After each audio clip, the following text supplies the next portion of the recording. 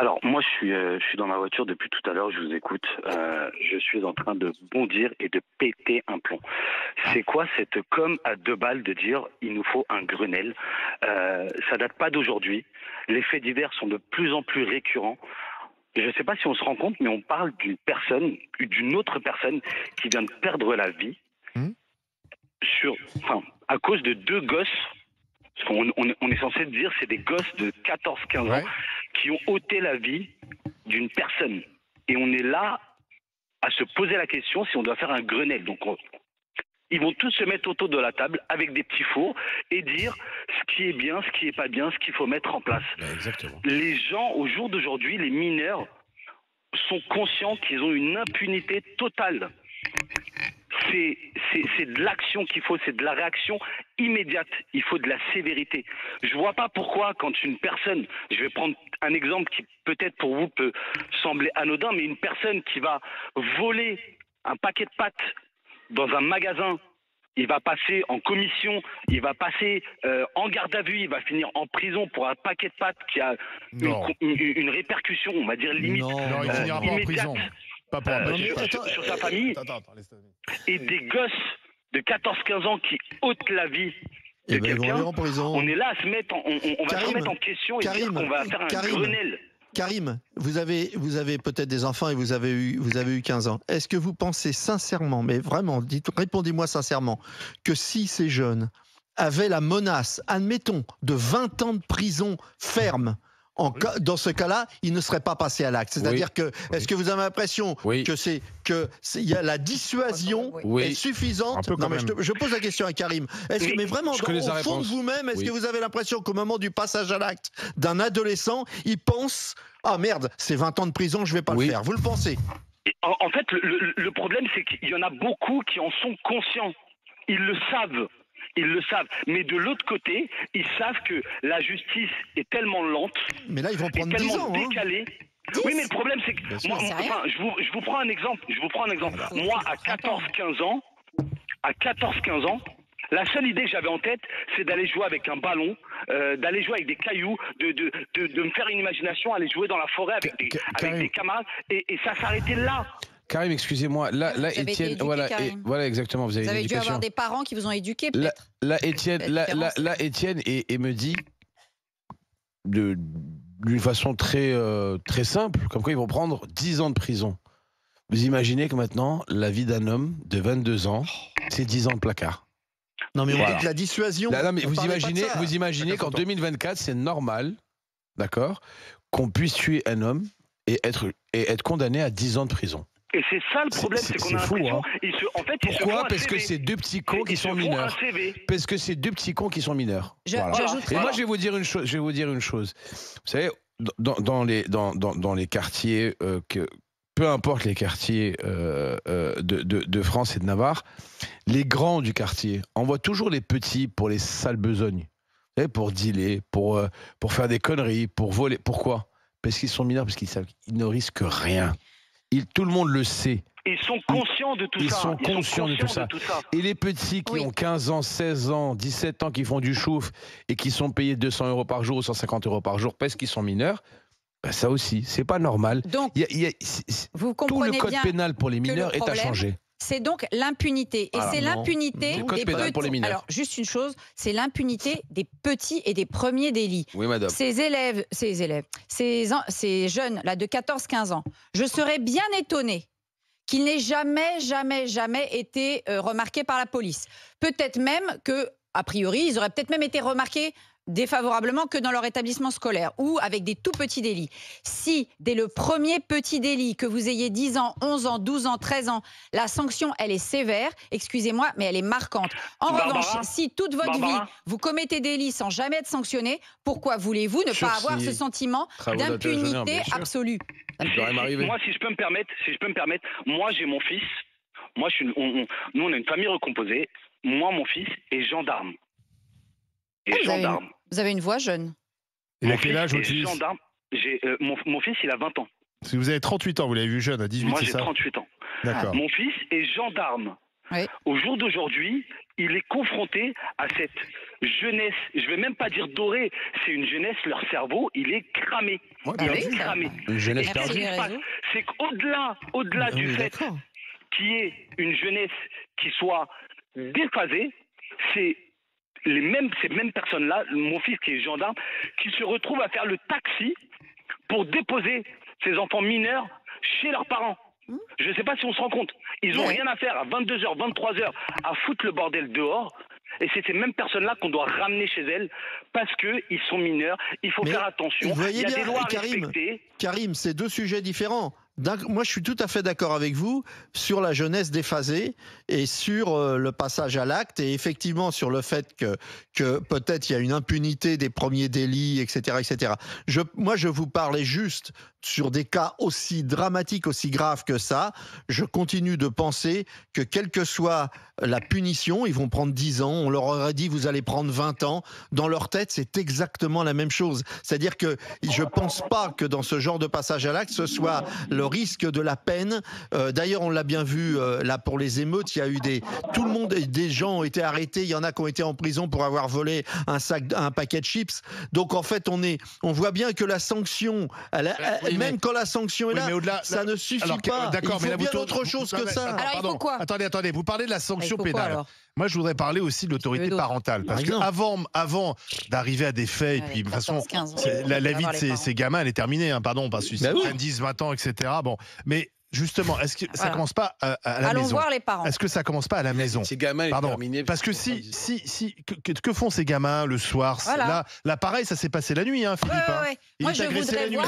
Donc, que font des gamins de 14-15 ans ? Pardon, je termine. Que font des gamins de 14-15 ans dehors ? Que disent les parents ? Enfin, on est parents, c'est pas simple d'élever des ados. On a tous eu des ados, etc. Et que parfois, effectivement, on se prend la tête. Enfin, on laisse pas ces gamins dehors. C'est la première règle. Olivier, je peux me permettre. Moi, ça aussi, ça commence à me faire bondir. Hier, on avait le même sujet sur le fait de supprimer des allocations. J'entendais avec Jordan Bardella qui disait qu'il fallait avoir un impact sur les parents. C'est une chose. On en parlait avec ma femme en disant, mais au bout d'un moment, il faut arrêter de... Le problème, c'est à chaque fois, à force d'entendre le fait de dire, oui, mais l'éducation des parents, au bout d'un moment, je vais encore prendre un exemple concret. J'ai eu 14-15 ans. J'allais jouer dehors, devant chez moi, avec mes cousins, mes amis. Quand c'était l'été, mon père, il nous laissait jusqu'à 22h. Oui. À 22h05, si on n'avait pas calculé, on n'avait pas regardé notre montre ou quoi que ce soit, on entendait il est l'heure. On courait, mais on était des souris. On fuyait pour rentrer les premiers à la maison. Non, mais on voit bien que ces gamins-là, ils sont pas comme vous. Ils vont pas bien. On voit bien qu'ils sont en fuite et qu'ils sont... Non, mais parce que les parents ne vont pas bien. Ce que je veux dire par là, c'est que à force de dire les parents ont besoin d'un accompagnement, au bout d'un moment, à force de les biberonner, ça marche pas. De victimiser tout le monde. On donne cette faculté. On les déresponsabilise. Exactement. Au bout d'un moment, on fait des gosses, faut les assumer, bordel. Mais depuis quand on a besoin d'un accompagnement parental pour vous apprendre que l'enfant il n'a pas à être dehors dans la rue à 10 heures? La fameuse parentalité. Non, mais tous les parents sont conscients absolument de ça. Non, pas tous. Non, pas tous. Non, Étienne. Non. Si on leur parle, si on leur dit vous êtes conscient, ils disent oui, je suis conscient. Si on leur dit est-ce que vous arrivez à maîtriser vos ados qui sont dehors, ils te disent non, j'y arrive pas parce qu'ils m'envoient chier. Là, en fait, le contexte, il y a certains contextes extrêmement avec des crises, ça représente pas 95% des adultes. Et donc ton enfant t'envoie chier une première fois et tu dis rien. Le problème, c'est que la première fois que ton enfant t'envoie chier, crise d'ado, pas crise d'ado, là, ça se passe pas comme ça. Barbara, la crise d'ado, je veux bien. Le manque de respect et je t'envoie chier, c'est une fois, c'est pas deux. Barbara, c'est parce qu'ils ont laissé passer trop de premières fois.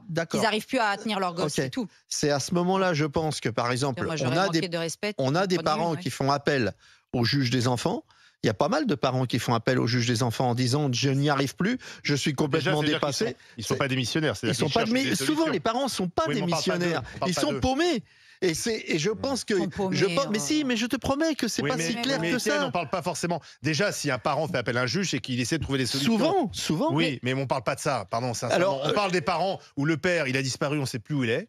La mère, elle est larguée. Mais si, tu sais très bien, c'est toujours à peu près les mêmes schémas. Regarde les profils, c'est toujours les mêmes profils, c'est toujours les mêmes schémas. On ne parle pas bien sûr il y a des enfants qui sont difficilement contrôlables et parfois effectivement la mère est toute seule et c'est pas simple, etc. Et il faut être compréhensif. Mais souvent, il y a aussi des mères qui élèvent leurs enfants seuls et voilà. Et d'ailleurs, on devrait plus les soutenir. Mais pardon, souvent le père il n'est pas là. Et pourquoi on va pas le chercher? Mais non, on ne va pas le chercher. Le père il est souvent là le week-end, comme partout. C'est-à-dire il n'est pas là en semaine parce qu'ils sont séparés et que les enfants vont chez le père le week-end, comme tout le temps. Et c'est pas particulier. Voilà, c'est un peu la. Et je voudrais dire sur le Grenelle, c'est vrai que ça fait rigoler maintenant Grenelle parce qu'il y a des Grenelles de tout. Mais si c'est pas seulement de l'annonce politique et qu'il y a une véritable réflexion avec des professionnels qui sont invités, parce que moi je trouve que c'est quand même dommage de systématiquement se moquer de toutes les initiatives. Peut-être que si autour d'une table il y a des professionnels qui ont contact à la fois des éducateurs, des gens de la police, des gens des services sociaux, des juges des enfants, etc., qui ont des contacts avec les jeunes et qui font remonter des choses qui ne sont jamais entendues en général sur la jeunesse. Parce que, par exemple, les juges des enfants, quand ils jugent les jeunes, ils ont une autre vision de ce qui s'est passé. Et donc, ils sont accusés de vision sexiste. C'est quoi la vision? J'aimerais bien les entendre. Par exemple, ils ont une. C'est quoi la vision quand tu as deux gamins en face de toi de 14 et 15 à 15 ans qui ont tué un mec à 22 ans? Ils vont pas passer devant le juge. Ils vont pas. Oui, ils vont passer devant le juge. Mais en fait, ils vont prendre un max. Déjà, il y aura la levée de l'excuse de minorité, j'espère bien, parce que 14-15 ans, ils ont à être jugés devant la cour d'assises des mineurs déjà. Alors, oui, bien sûr, mais la question se pose pas. Rodolphe est avec nous 32-16. À moins qu'il soit fou. Rodolphe est avec nous 32-16, il nous appelle de Bretagne, à Arzon, dans le Morbihan. Bonjour Rodolphe. Bonjour les grandes gueules. Bonjour Rodolphe. Est-ce que c'est utile ce Grenelle de l'environnement? J'allais dire Grenelle de l'environnement, vous voyez. Il y a tellement une Grenelle. Est-ce que ce Grenelle du supermarché est d'après vous... Ce Grenelle sur la violence des mineurs? C'est ce que je disais à votre collègue Standardi, c'est qu'aujourd'hui, moi j'étais dans la police, ça fait 10 ans que je suis parti, et déjà il y a 10 ans on tirait la sonnette d'alarme sur l'ultra-violence des jeunes qui allait devenir incontrôlable. Quand j'entends la mansuétude, la complaisance, la déconnexion de M. Lebig, c'est incroyable. Moi je vais vous dire, M. Lebig, on a vu des parents, des comportements de parents, déjà il y a 10 ans je vous dis ça, qui venaient chercher des gamins au commissariat pour des vols, des agressions, des vols avec violence. Des vols avec violence, j'insiste. Quand vous voyez, les parents, ils sont pas démunis, ils sont pas abasourdis, ils en ont rien à foutre. Mais quand je vous dis c'est rien à foutre, ils s'en tapent, mais royalement. Ils vous demandent pas qu'est-ce qu'il a fait en premier, ils disent quand est-ce que je peux récupérer mon gamin. C'est ça, ils ne demandent pas pourquoi ils sont en garde à vue. Ça, c'est la première chose. Mais la deuxième chose, c'est qu'aujourd'hui, il faut modifier l'ordonnance de 45. Il faut arrêter toutes ces Elle a été modifiée 47 fois, depuis Sarkozy. Oui, non, mais elle a été modifiée par des gens incompétents, parce que ça fait 10 ans qu'on est gouverné par des incompétents qui ne prennent pas la mesure correctement. Aujourd'hui, il faut taper à fond sur les parents. Il faut arrêter les aides sociales. Il faut arrêter de balancer l'argent dans les quartiers. Moi, je viens de Saint-Ouen, dans le 93. J'y suis né. Et croyez-moi, on a balancé des centaines de millions d'euros pour modifier les quartiers, pour verdir, pour le bâtir, construire des immeubles à taille humaine, correct, qu'on arrête avec les cages à lapins, etc., des années 60. Pas de souci là-dessus, il n'y a pas de débat, il fallait le faire. C'est quoi le résultat aujourd'hui? On a des décérébrés dans la rue qui tuent des gens, parce que moi j'appelle ça des décérébrés, j'appelle pas ça des gamins. C'est des abrutis qui doivent finir en tôle. Il n'y a aucune main qui doit trembler face à ces gens-là. C'est tout, il faut arrêter. Tant qu'on n'aura pas tapé comme il faut, là-dessus, ça ne marchera pas. Les parents, il faut les responsabiliser. Les gamins qui ont tué ce jeune-là de 22 ans, les parents, on les attrape et ils vont payer toute leur vie pour les gamins. Il faut les taper au portefeuille. Exactement. Ça suffit maintenant. Il faut arrêter avec ça de balancer de l'argent. Il faut un psychologue. Oh, le pauvre gamin, alors il est issu d'une famille monoparentale. Mais moi, j'en connais plein des gamins qui ont grandi dans des quartiers avec moi où j'habitais et qui ont bien réussi leur vie aujourd'hui. Il y en a qui sont avocats, il y en a qui sont dans l'immobilier. Voilà. Et des familles c'est pas parce qu'il y en a qui réussissent dans les mêmes conditions que ça fait que les autres ont choisi. Vous voyez, c'est un peu plus complexe que ça. Bien sûr qu'on peut s'en sortir. Il y a même des gens qui s'en sortent en ayant qu'une jambe et qu'un œil. C'est pas la question. Rodolphe pointe une chose qui est essentielle sur la question parentale. Les parents doivent être sanctionnés, c'est prévu par la loi. Et cette sanction, elle doit être pécuniaire. Parce que quand vous tapez au porte-monnaie, vous tapez là où ça fait mal. Et ça doit être proportionné, évidemment, au revenu. Si vous avez une famille qui est smicarde, eh ben, elle va être tapée au portefeuille en fonction de son revenu. Si c'est des familles qui sont à 20 000 par mois, c'est en fonction de leur revenu, mais il faut taper. Mais de toute façon, aujourd'hui, Barbara, vous avez des familles qui bénéficient des allocations familiales, etc. Oui, bah ça, et qui, grâce à ça, s'en sortent et éduquent leurs enfants correctement parce qu'ils ont des droits. Ils ont des droits, mais ils savent qu'ils ont aussi des devoirs. Exactement. Et ils inculquent ça aux enfants. Aujourd'hui, on a des familles, Monsieur Lebig, et j'insiste avec vous, parce que quand j'entends ce que vous dites, croyez-moi, en tant qu'ancien policier, je suis, mais je tombe de ma chaise. Qu'est-ce que j'ai dit? Mais vous avez une mansuétude à l'égard de ces jeunes en trouvant des excuses, en disant qu'il faut un accompagnement. Je dis que c'est des enfoirés de criminels qui doivent finir au trou. Qu'est-ce que je raconte? Des gamins qui ont tué. Eh ben, ils vont au trou et c'est bien fait pour eux. Et ils restent au trou. Mais oui, on est d'accord. Mais c'est ce qui va se passer, rassurez-vous. Sauf qu'il faudrait éviter les prochaines agressions, surtout. Parce que oui, c'est surtout ça, c'est la prévention qui compte. Mais Monsieur Lebig, quand on envoie ces gamins-là en prison et qu'on les enferme, c'est pour protéger la société, c'est pas pour protéger ces auteurs de délits et de crimes. Monsieur, Roda, je vais vous dire une chose. Est-ce que vous avez vu à Shilty Games ce qui s'est passé il y a 2-3 jours, le policier qui a été percuté vous savez qu'est-ce qu'il a eu, le mineur? Oui, j'ai vu, mais c'est ça. Le mineur, est-ce que vous savez ce qu'il a eu, le mineur, ou pas? Mais il a été remis en liberté sous contrôle judiciaire et il va être convoqué en juin. Est-ce que c'est normal? Mais il sera jugé. C'est pas normal. Mais on s'en fout s'il est jugé dans 5 ans, ou dans 6 ans. Mais même les agresseurs de Samara, le mec était en bécane. Le mec était en bécane, a percuté un flic. Mais frontalement, et aucun souci. Tu le mets 24 heures après en liberté, sous contrôle judiciaire. C'est pas normal. On lui envoie le message. Fais ce que tu veux. Éclate-toi. Mais un mec qui fait une violence, tu rentres dans un flic, il t'arrive rien. Et convoqué ensuite chez le juge. Non, mais tu on s'en fout s'il est convoqué après. Tu le mets tout de suite. Tu le laisses réfléchir pendant. Tu le mets tout de suite au placard. Tu laisses réfléchir pendant 1 an en prison ou 2 ans en prison, et après tu le juges. Mais tu le laisses pas dehors, mon ami. Il n'a pas été jugé immédiatement en comparution immédiate. Parce qu'on va nous dire qu'il n'y a pas les moyens, qu'il y a blablabla. Peut-être parce que son avocat a dit il faut attendre qu'on ait tous les éléments pour pouvoir. Ouais, c'est vrai. Il faut beaucoup d'éléments quand il y a un connard qui est en train de rouler en bécane et de percuter un policier. Il en faut beaucoup des éléments. Ça a été filmé. Et ça a été filmé. Il en faut vraiment beaucoup des éléments. Quand c'est du flagrant délit, ça s'appelle comparution immédiate. Tu sais ce qu'ils vont demander? Une enquête psychologique. Voilà. Et après, ils vont demander une contre-expertise psychologique.